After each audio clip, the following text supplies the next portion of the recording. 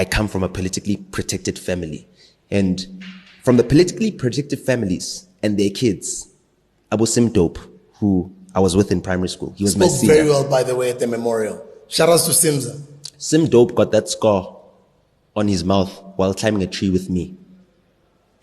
I was climbing a tree with him, and he climbed higher than me, and he fell off the tree at Radford House, a boutique private school.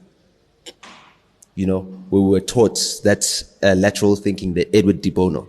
I was in primary school. Before Kiernan ever met Sim Dope, I was in primary school with Sim Dope.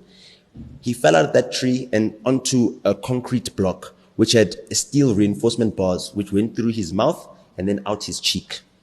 And they had to saw it off. Not one tear dropped down Sim Dope's eyes. I watched him the entire time. They removed that steel rod from him, right? They removed him from the concrete that it was attached to after sawing it off with the vibrations of the saw. He did not cry. And he said, big boys don't cry. And then he went off to go and get his stitches. And then after second break, he was back at school. That's Sim Dope.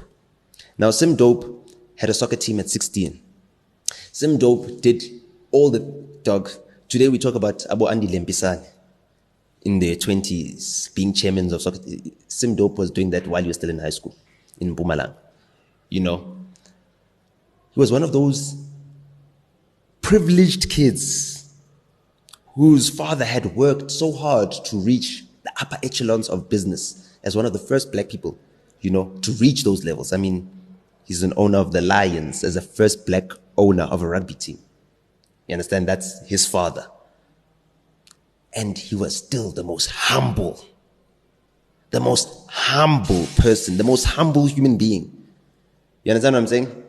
And that's why Kiernan had to honor him.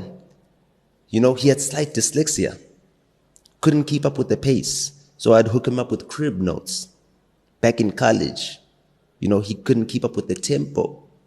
So I had to hook him up with crib notes. So